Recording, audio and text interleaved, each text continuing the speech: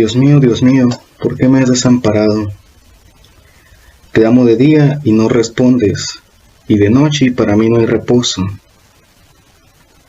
Sobre ti fui echado antes de nacer, desde el vientre de mi madre tú eres mi Dios. No te alejes de mí, porque la angustia está cerca. Me han rodeado muchos toros, fuertes toros de Basán me han cercado, abrieron contra mí su boca como león rugiente y rapaz. He sido derramado como aguas y todos mis huesos se desconyuntaron. Perros me han rodeado y me han cercado una cuadrilla de malignos. Mas tú, Jehová, no te alejes, fortaleza mía, apresúrate a socorrerme. Estas son algunas secciones del Salmo 22. Vamos a continuar con el libro de Salmos. Y en esta ocasión seleccioné uno de los más populares porque hay demasiado para analizar en este salmo. Y además es de mis favoritos. Tengo unos apuntes que hice. Primeramente, hay que señalar pues el autor. Como ya vimos, los salmos pues tienen diferentes autores. Entonces en este caso se atribuye a David este salmo. Primeramente, cuando tú lees cada capítulo, viene el título del capítulo y viene un subtítulo que es el que te dice quién es el autor. Entonces directamente aquí el título de este salmo es un grito de angustia y un canto de alabanza. Y dice que es para el músico principal, o sea, David. En este caso, ya estamos tomando en cuenta su mismo título, ya nos está dando una descripción de qué es lo que vamos a ver. Primeramente dice un grito de angustia. Muchas veces tenemos esta perspectiva de que si algo está en la Biblia es porque es algo bonito, porque es algo bueno, porque es una regla que nos dicen que tenemos que cumplir. Y realmente en los salmos y realmente en la mayoría de libros, no. La Biblia tiene muchas historias muy oscuras, que son un poco tristes algunas, pero también tiene muchas historias de esperanza. Y eso es lo que le enriquece, que tenga tantas cosas tan diferentes en un solo tomo de libros. Entonces, entre los salmos como eran canciones, poesía, no toda la poesía ni toda la música, no todo es algo romántico, algo agradable. Tiene que haber algo que nos duela también, porque somos humanos y es parte de nuestra naturaleza el experimentar diferentes emociones. Así que en este caso, este es uno de esos salmos en los que vamos a ver a alguien quejarse, que quejarse es algo natural y es algo bueno. Sobre todo hacerlo como lo hizo David en esta ocasión, porque la queja de David no fue decir me siento mal y tengo un problema con el mundo, directamente fue ir directamente como David se decía, él tenía una relación con Dios para su época, él hablaba con Dios y era dirigido. Entonces, ¿con quién te vas a quejar? No vas a ir con los que tenía a su cargo, a su disposición para decirle sus problemas. Él decía, todo para mí es Dios.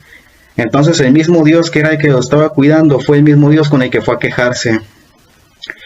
Es algo muy contradictorio a lo que a veces tenemos en mente, pero es algo bueno, porque David no se quedó con las cosas para sí mismo, sino externó su dolor, sacó todo, y eso fue como un ejercicio para él mismo. Entonces decir, ok, voy a ver mi situación desde un panorama más amplio. ¿Cómo que un panorama más amplio? Vamos a comenzar entonces. Vamos a seguir desglosando esto, es un poco largo, así que vale más que empecemos. Primeramente, como dije, fue escrito por David. David es recordado como el segundo rey que tuvo Israel. Porque el segundo, bueno, el primero fue Saúl, y no sabemos en qué momento exactamente fue que David lo escribió, o bueno, por lo menos en la literatura que yo busqué no encontré a alguien que dijera literalmente lo escribió en este año y así. Sin embargo, tenemos algunos acontecimientos históricos en la vida de David que podemos decir debió haber sido durante una de estas etapas. Como sabemos, inicialmente un poco de historia. El primer rey que tuvo Israel oficialmente fue Saúl. El rey Saúl fue un rey escogido por el pueblo, digamos. El profeta Samuel, él se supone que él era el encargado de estar mirando las opciones y escuchar recomendaciones y demás. Y Dios le dijo, deja que el pueblo escoja a su rey. Y yo les mostraré, yo escogeré el siguiente. Entonces, bueno, el pueblo escogió a Saúl, que un hombre, un buen militar, muy atractivo, y principalmente esas eran las cualidades que tenía, lo que la gente quería ver, el tipo de persona a la que la gente iba a seguir. Sin embargo, David fue alguien especial porque él fue escogido. Entonces, desde un principio, David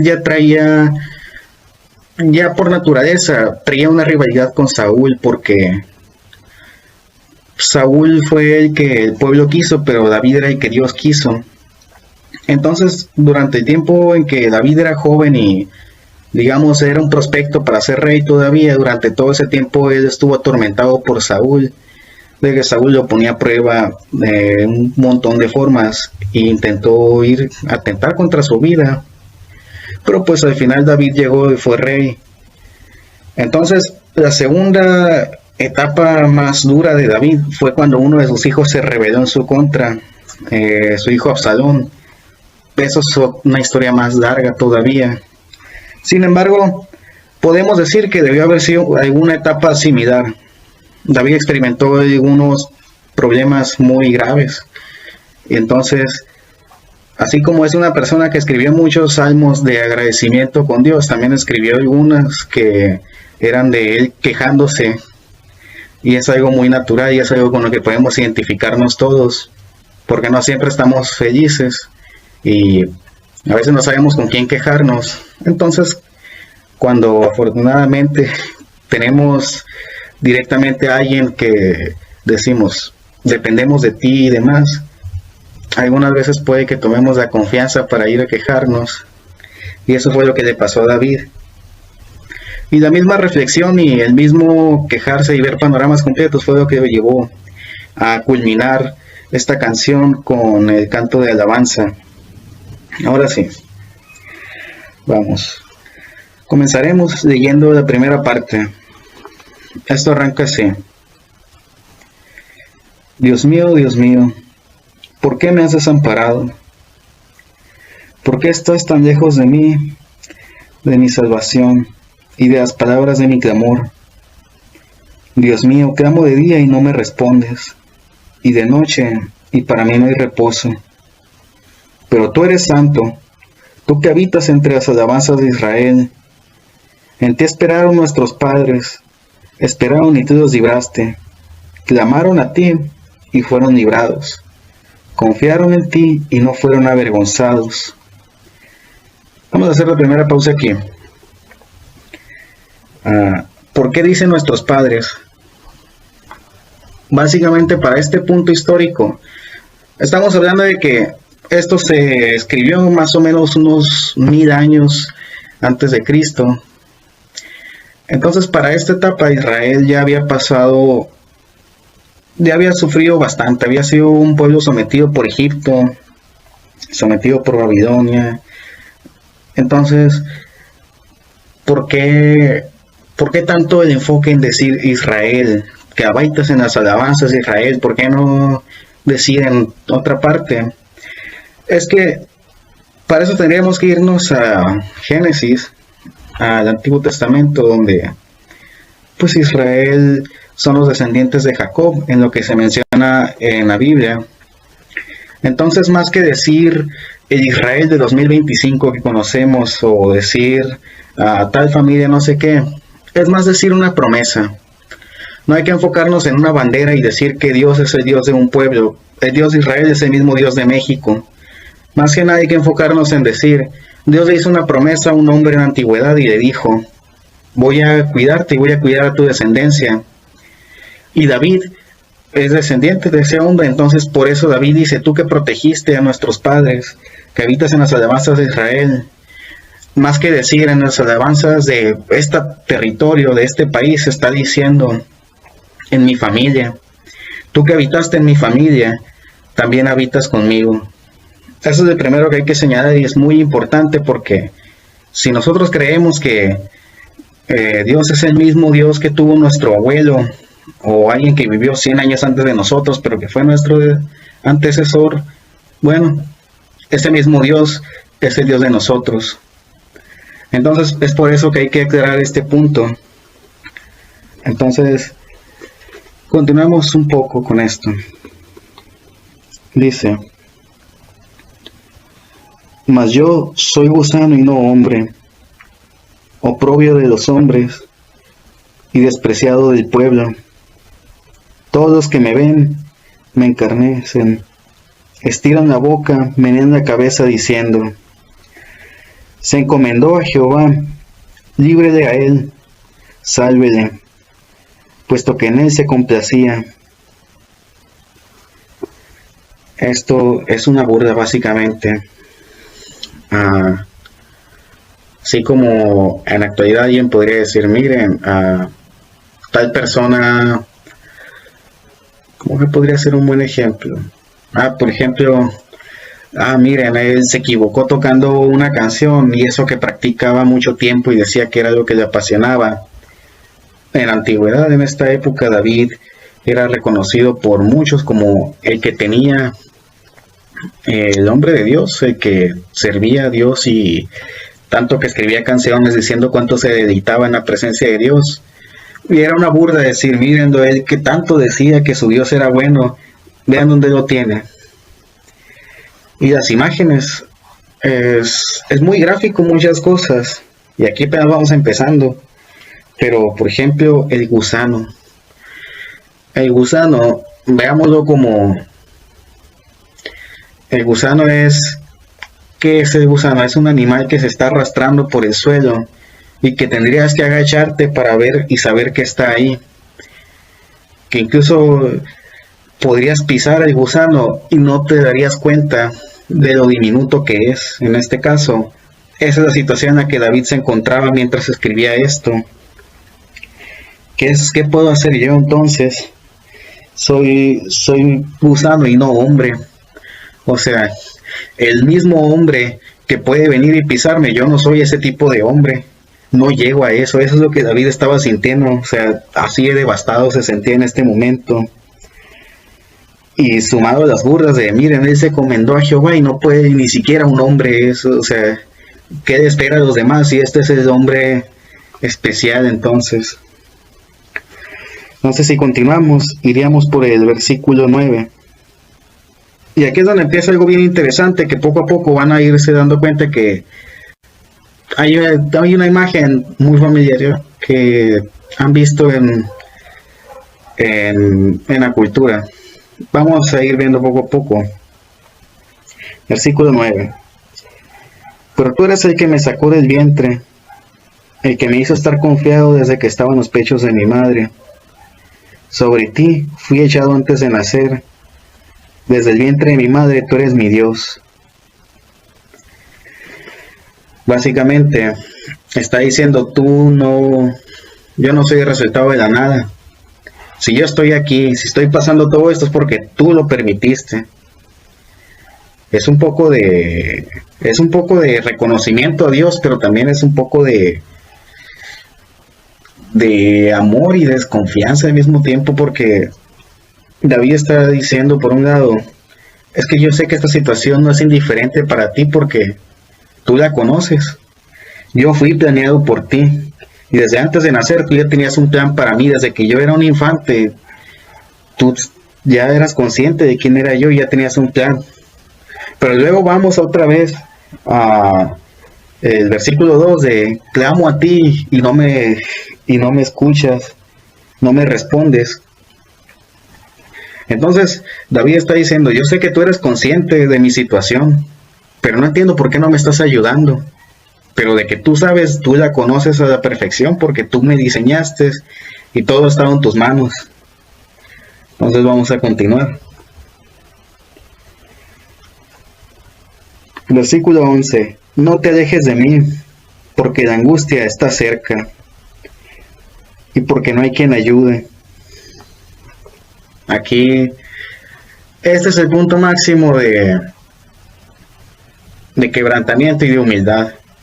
Generalmente, podríamos decir que todo se puede controlar, todo puedes tenerlo en las manos, y si algo se sale de tus manos es porque no estabas preparado. Este es el mensaje que nos da todo el mundo siempre para decir, para inventarnos la idea de que no hay excusas, todos pueden hacer todo. Y realmente es un mensaje horrible, porque sí hay cosas que podemos hacer, pero no podemos hacer todo. Y cuando comprendemos eso, somos más humildes, cuando nos damos cuenta de los límites. Y David se dio cuenta de los límites aquí. Un rey, un musicazo, un artista y también un militar se dio cuenta de que él tenía límites. ¿Por qué no podemos tener límites nosotros entonces?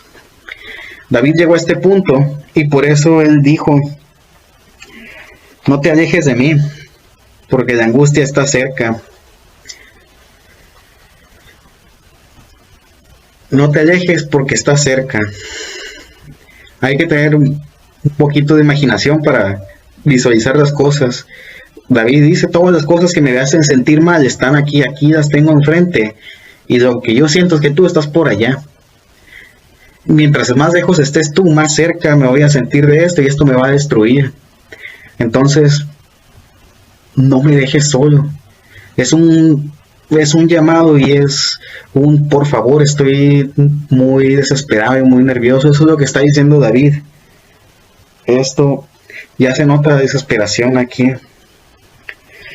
Entonces, a partir del 12 vienen más imágenes y es un poco más colorido aquí la imagen. Dice, me han rodeado muchos toros, fuertes toros de Basán me han cercado. El toro y Basán. Basán, esto tuve que buscarlo porque no lo captaba también de primera. Resulta que Basán era una región muy hermosa, una zona que era muy reconocida por sus pastos verdes. En esta región de Basán, ese era el nombre del pueblo. Entonces, en la región de Basán era culturalmente conocida en todas partes porque, como dije, había mucha prosperidad, mucha fertilidad. Entonces, en la poesía de aquella época, en la literatura, hablamos de la literatura de 1000 años antes de Cristo, y con formas de escribir totalmente diferentes, una cultura diferente que influenciaba a los artistas.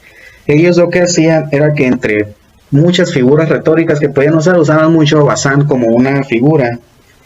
Y por ejemplo, ellos decían las vacas de Basán. Imagínense vacas gordas, mucha carne. Entonces ellos usaban las vacas de Basán para hablar de la prosperidad. Pero para hablar de terror, pues hablaban de los toros.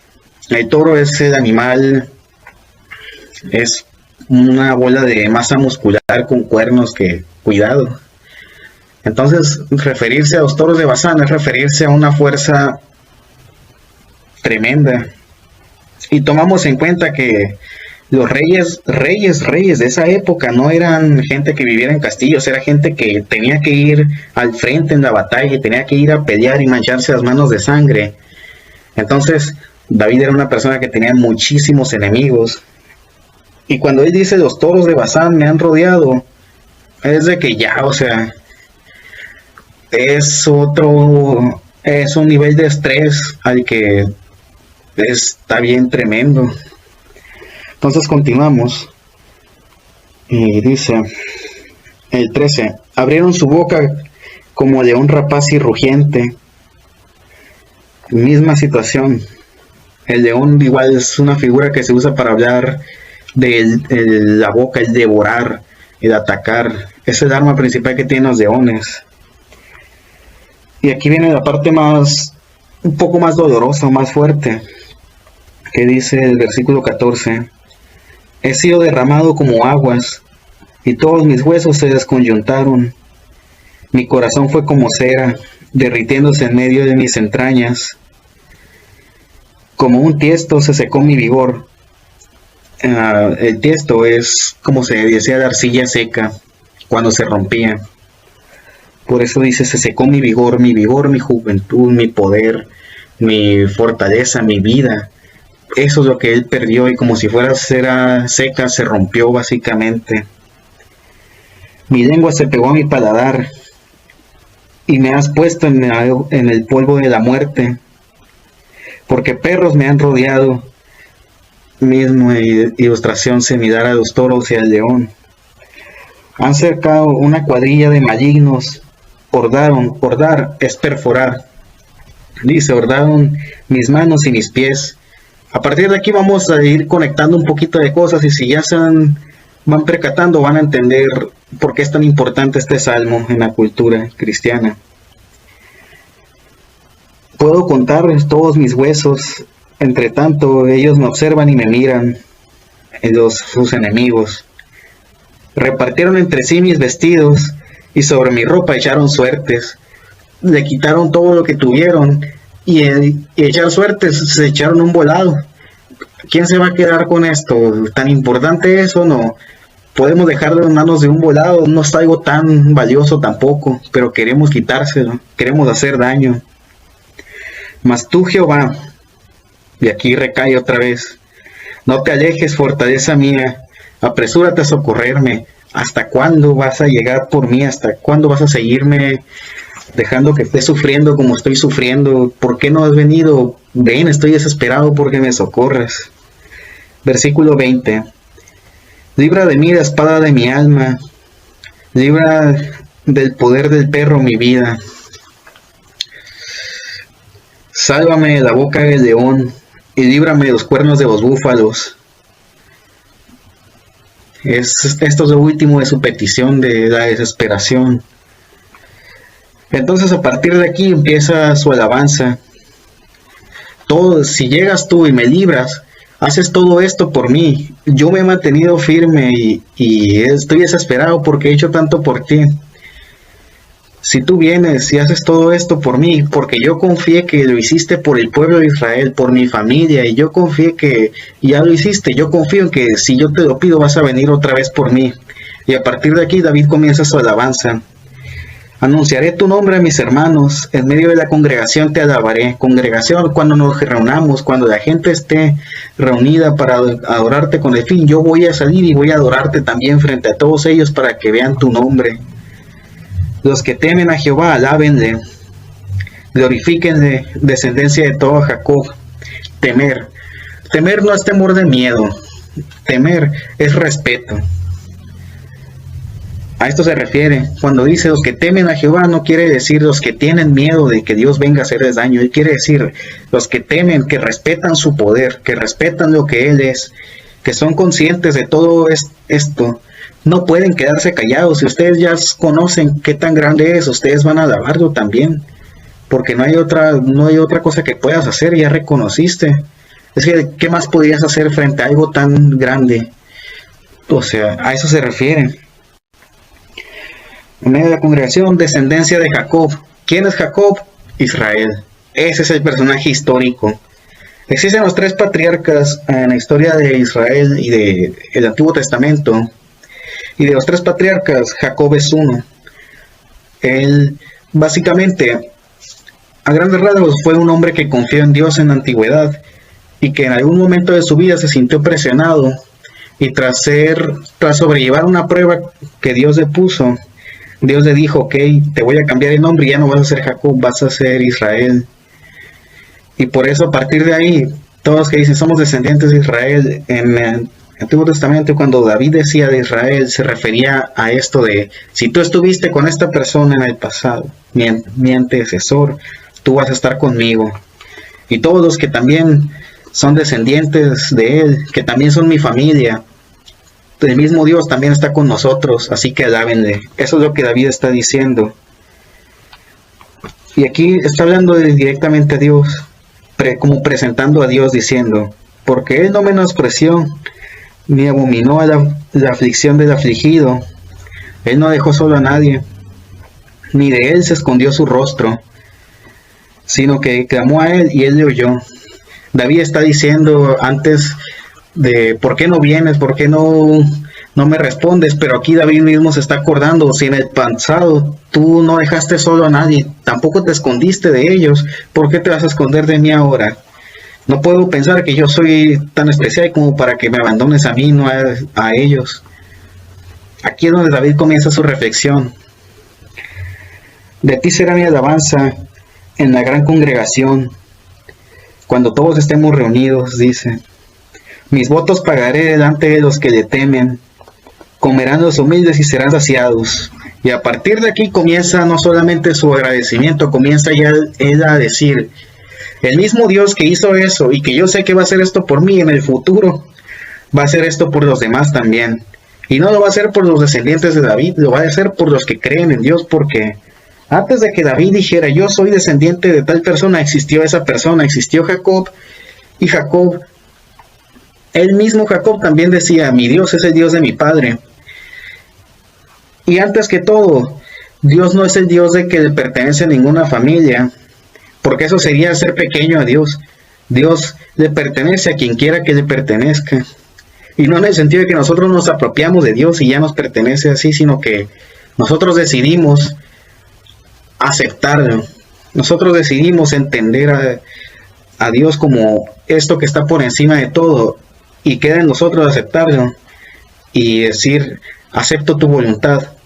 Entonces, si David confió en ese Dios, no confió en Dios únicamente por ser tataranieto de Jacob. Él confió en Dios porque él conoció a Dios. Él conoció la naturaleza del Dios bondadoso, que está diciendo que ese Dios bondadoso es el que no dejó desamparado a nadie que se lo pidió. Entonces ese mismo Dios, si nosotros creemos que Dios es real y nosotros queremos aceptar a Dios, pues ese mismo Dios que no dejó desamparados no solo a David y a los descendientes de Israel, a personajes de todos los pueblos que van a aparecer en la Biblia, a todo tipo de personas, fue ese mismo Dios. Y ese mismo Dios puede ser el Dios de cualquier mexicano que lo pida también. Continuamos con lo que él dice a futuro. Se acordarán de ti y volverán a Jehová todos los confines de la tierra, y todas las familias de las naciones adorarán delante de ti, porque Jehová es el reino, él regirá las naciones. Comerán y adorarán todos los poderosos de la tierra, se postrarán delante de él todos los que descienden del polvo, aun los que no puedan conservar la vida a su propia alma, la posteridad le servirá. Esto será contado de Jehová hasta las postreras generaciones. David ya en su mente, él ya se hacía todo el futuro, lo que iba a ocurrir.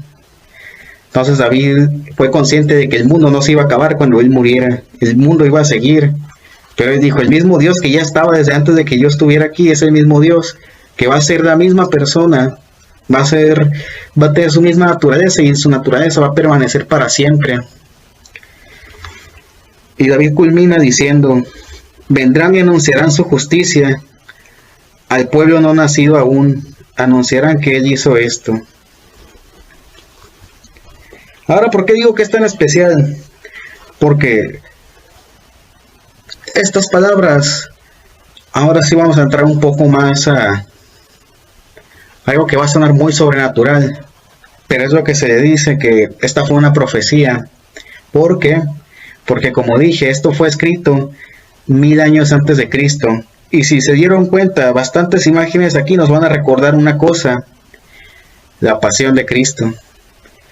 Primeramente, cuando Jesús fue crucificado, una de sus palabras fue, Padre, ¿por qué me has abandonado? Jesús dijo eso y muchos piensan que es porque fue abandonado y crean teologías y demás. No, lo que pasó fue que Jesús se encontró en la misma situación que David se encontró aquí. Y Jesús no fue una persona que sabía de nada, Jesús fue alguien que estudió la Biblia en aquella época, él estudió, tuvo toda la formación religiosa y él conocía los salmos y lo que él hizo fue cantar este salmo. Y cuando Jesús cantó este salmo, Jesús fue recordando a través de ese salmo todo lo que le fue pasando. ¿Por qué me has abandonado? Te llamo y parece que no me respondes. Se burlaron de mí, dijo Jesús. todos cuando Jesús fue cargando la cruz le decían, cuando él fue crucificado le estaban diciendo, si es el Rey de Reyes, que baje de la cruz, que le diga a Dios que venga y que lo salve. ¿Acaso no es lo mismo que dijo David aquí? David, en este caso él dijo, se burlan de mí, dicen, él que se complacía en Dios. Y después, líbrame de la boca del león, del toro, mis enemigos han vuelto contra mí. Jesús, todos sus enemigos en esa época, que básicamente era todo el sistema, todos se lanzaron en su contra en ese mismo fin de semana y arrasaron contra él todos juntos. Es por eso que David menciona al león, al toro, al búfalo, todos juntos. Fue lo mismo con Jesús. Todos los enemigos que tenía se juntaron en ese mismo tiempo. Y después cuando dice, quitaron mis prendas y hicieron un volado. También cuando Jesús murió, los romanos tenían la costumbre de quitarles las prendas. Y los romanos, se dice que ellos echaron suerte a saber quién se quedaba con la ropa de Jesús. O sea, todo esto. Y todavía, cuando Jesús estaba en vida, Jesús siempre decía, el reino de los cielos. Y él, independientemente de si estamos hablando de si existe el cielo o no, el reino de los cielos, partamos de la idea de que era como decir un mundo ideal. Sin profundizar tanto, digamos, el reino de los cielos era un mundo donde se van a cumplir lo que Jesús está enseñando, donde esté por encima del amor al prójimo antes que otras cosas. Y Jesús decía que probablemente más adelante, porque él era consciente de que habían cosas que la gente por más que se esforzara no iba a terminar de entender en esa época, pero él decía, pero más adelante yo sé que más gente va a estar preparada para estas palabras. Él plantó su semilla y la semilla, si cae en un terreno bueno, va a crecer independientemente de todo. Entonces Jesús mismo dijo aquí, el reino de los cielos, y es lo que David está diciendo, postreras generaciones van a hablar de esto, de cómo no fuimos abandonados. A lo largo de la Biblia vamos a ver que hay muchas historias de pueblos que sufrieron pero que fueron liberados. Y en este caso, pues, David dijo, se va a seguir hablando de esto, y aquí estamos nosotros, 2025 años después, recordando esto y sufriendo los mismos dolores del abandono, muchas veces desesperación y sentirnos frustrados, o que realmente llegamos a un punto a veces en que decimos, esto ya no me puede ayudar a alguien y demás. Pero aquí está David diciendo, el mismo Dios que le ayudó a alguien antes que a mí, me va a ayudar a mí, te va a ayudar a ti en el futuro. Es muy profético esto, en el sentido de que básicamente son las palabras que dijo Jesús, porque fue la misma experiencia que vivió Jesús, y probablemente nosotros estemos viviendo una experiencia parecida a esta. Entonces esto es lo bonito de los salmos, que algo que haya sido escrito hace tanto tiempo sea tan actual todavía, que una persona que vivió miles de años antes que yo tenga palabras que yo también diría estando desesperado. Este fue el salmo de esta semana, de esta ocasión, y personalmente es de los salmos que más disfruto porque yo también soy una persona que se queja, y me gusta saber que a pesar de que yo pueda quejarme y pueda sentirme mal, que lo que yo estoy viviendo no es el fin del mundo, porque alguien más vivió lo que yo viví, y si esa persona lo pudo superar, significa que yo también puedo superarlo. Entonces David decidió confiar su vida en Dios para superar ese conflicto, y no esperando que se resuelvan mágicamente las cosas, sino simplemente siendo consciente de que no era el fin del mundo. Entonces esas son palabras de esperanza para mí, y es por eso que el dolor es necesario, porque a partir de una experiencia del desahogo como es esto, y de ver un panorama completo, es que podemos tener un poco de esperanza para ver mejor las cosas a futuro. Y una canción que me acuerdo con este salmo es de una banda que se llamaba Los Hijos del Santo. Ocupo procurar el nombre de la canción. Es un género que yo personalmente no escucho, que es reggae y ska. A mí casi no me gusta ese género, pero la canción así de buena es para que yo escuche un género que no me gusta. Y la canción creo que se llama Libertad, y la recomiendo mucho. Entonces esto fue todo por esta ocasión. Les recomiendo mucho la canción Libertad de los Hijos del Santo. Les recomiendo mucho leer el Salmo 22, leerlo en su casa y intentar como que relacionar cosas de, bueno, ¿quién sería el toro en mi caso? ¿Quién es el desgraciado de que le puedo decir el perro? Y ese tipo de cosas. Y también acordarse de, bueno, si esta situación la vivió tal persona, pero le fue bien, no fue abandonado. Y si nos atrevemos todavía, si queremos hacer un poquito de ejercicios de fe y decir, si Dios no dejó sola a esa persona, tampoco me va a dejar solo a mí. Eso fue por esta ocasión en Salmo 22. Gracias por su atención, por compartir este gusto o esta curiosidad. Y nos vemos después para un nuevo versículo.